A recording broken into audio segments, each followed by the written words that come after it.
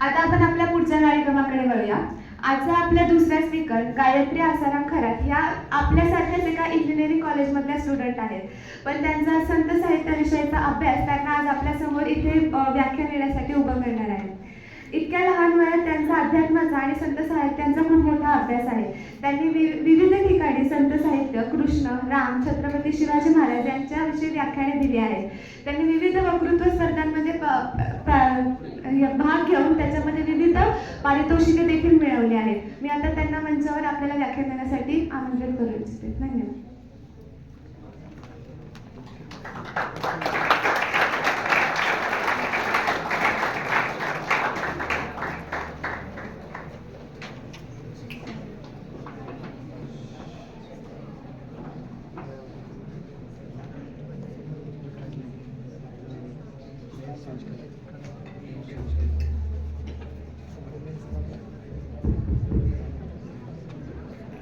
महाराष्ट्राचे आराध्य दैवत छत्रपती शिवाजी महाराज तसेच अवघ्या वयाच्या 32व्या वर्षी मृत्यूशी झुंज देऊन मृत्यूवर विजय मिळवणारे छत्रपती संभाजी महाराज, छत्रपती शिवरायांना घडवणाऱ्या राजमाता राष्ट्रमाता जिजाऊ या सर्वांना आणि त्यांच्या कार्याला वंदन करते. तसेच इथे उपस्थित असलेले सर्व मान्यवर, सर्व संचालक, व्हॉलंटियर्स आणि तुम्ही सगळे जे कार्यक्रमाची शोभा वाढवतात असे श्रोते सर्वांना वंदन करते आणि आजच्या आपल्या विषयाला बोलण्यास सुरुवात करते.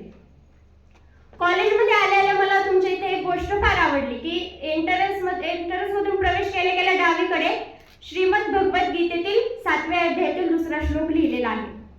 म्हणजे आपण इंजिनिअरिंग स्टुडंट्स ज्यांच्या आयुष्यात खूप सारे प्रश्न असतात, अशा प्रश्नाची उत्तरं देणारी, म्हणजे आयुष्यात कोणताही प्रश्न पडो त्याचं उत्तर असणारी श्रीमद भगवद्गीता आणि त्यातील श्लोक इथं लिहिलेला आहे. म्हणजेच बघा की म्हणजे मला तेव्हाच खात्री झाली की इथे नक्कीच म्हणजे आपले राष्ट्र घडवणारे अर्जुन रूपी इंजिनियर तिथं बसलेले आहेत आणि म्हणून माझा जो उत्साह होता तुमच्याशी बोलण्याचा तो द्विगुणित झाला.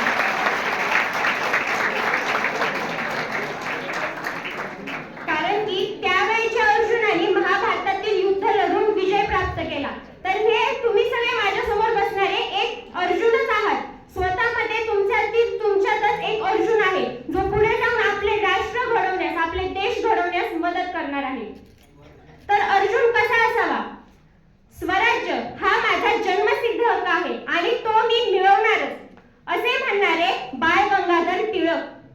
माते तू सांग तव चरणी कापून ठेवीन मान असे म्हणणारे छत्रपती शिवराय. यांच्यामध्ये मला अर्जुनाचे रूप दिसून येते.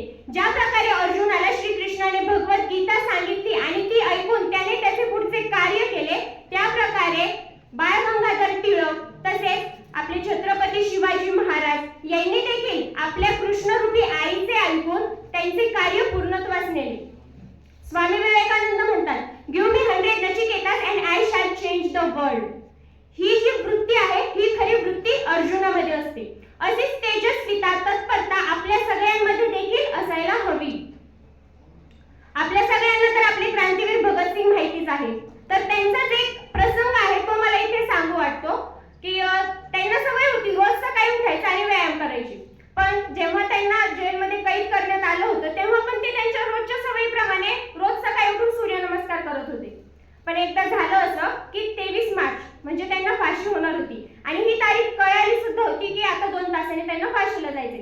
तरी सुद्धा त्या दिवशी ते सकाळी रोज उठतात त्याच वेळेला उठले आणि सूर्यनमस्कार घालू लागले. तेवढ्याच समोरून बाहेरून एक माणूस चालला होता. तो त्यांच्यापाशी आला आणि त्यांना म्हणाला, अरे 2 तासांनी तुला फाशी देण्यात येणार आहे आणि तू व्यायाम कसला करतोयस? शेवटची काही इच्छा असेल ती पूर्ण कर, व्यायाम करून काय होणार आहे? तेव्हा भगतसिंगांचं उत्तर ऐका. भगतसिंग काय म्हणतात, माझी आई ना रोज देवाची पूजा करते आणि त्या देवाच्या पूजेसाठी ती आमच्या बागेतील छोटी छोटी नाजूक सुंदर दिसणारी फुले आणते. कोवळी म्हणजे अशी बघितली की आपल्या नजरेला आवडावी अशी फुले आणते आणि त्या देवांना वाहते. मग मला तर हा माझा देह या भारत मातेला समर्पित करायचा आहे. मग मी तिच्याकडे असं कोमेजून कसा बरं जाऊ? मला पण व्यायाम करून चांगलं सुदृढ होऊन तेजस्वी होऊनच तिच्यापाशी जायला हवे ना. म्हणजे बघा देशाप्रती असलेली त्यांची किती स्वामीनिष्ठा आहे आणि किती भक्ती आहे. तर असं असलं पाहिजे. आजचा अर्जुन हा त्यांच्यासारखा असायला हवा. त्यावेळच्या अर्जुनाला मार्गदर्शन करण्यासाठी श्रीकृष्ण होते. त्यांच्या समोर त्यांचे बांधव होते,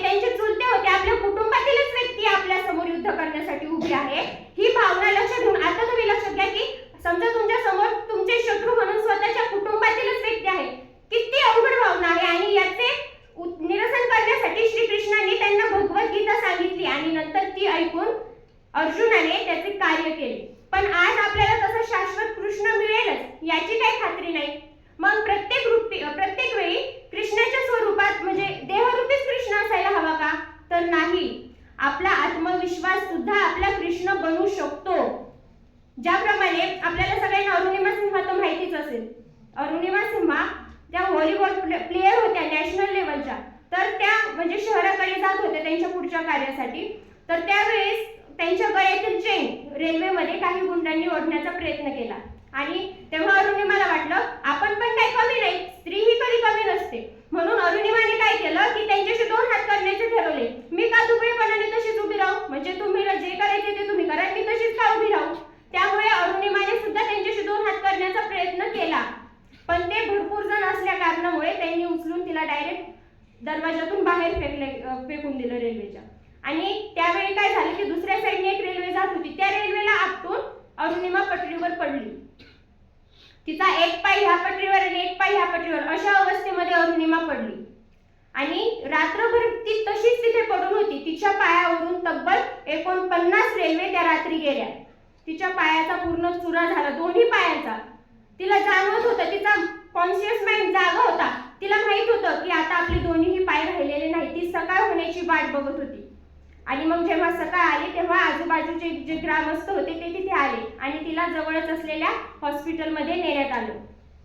काही दिवसांनी तिच्या कानावर बातम्या येऊ लागल्या की अरुणिमाकडे तिकीट काढायला पैसे नव्हते म्हणून तिने बाहेर उडी घेतली. अशा नाना विविध काहीही बातम्या तिच्या कानावर ऐकू येत होत्या आणि त्याला चीड येऊन तिने ठरवलं की मी एव्हरेस्ट सर करणार. जेव्हा